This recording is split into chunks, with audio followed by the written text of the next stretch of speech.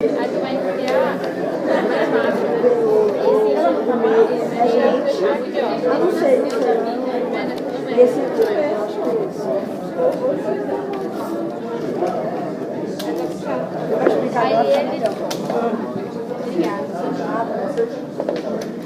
Vamos lá, pessoal, atenção, atenção, atenção, atenção. Aos que aguentaram, muito obrigado, viu? Aos que não aguentaram, é bom pedir perdão. Muito bem? Seguinte, ó. Você vai pegar agora uma vinha que sobrou. Aqui, tá bom? Tem que ter sobrado uma vinha. Ou vai ser o clipe mais do lado. Tem que ter sobrado uma puxa. Espera aí. Não é para puxar assim, ó. Se você pegar nas duas pontinhas e puxar, vai dar errado.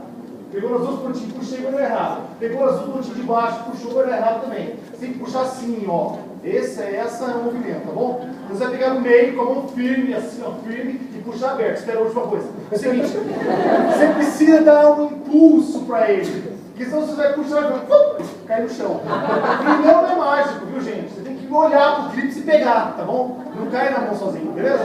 Então você olha, e pega ele aqui. Pronto? Atenção, já!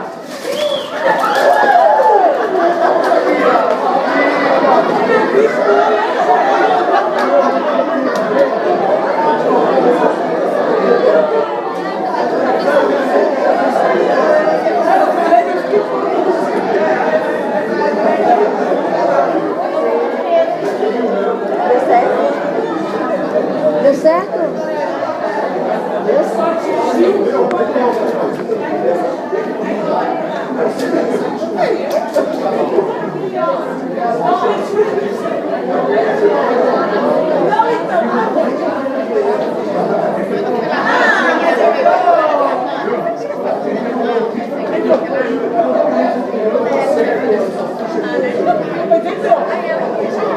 Entendeu?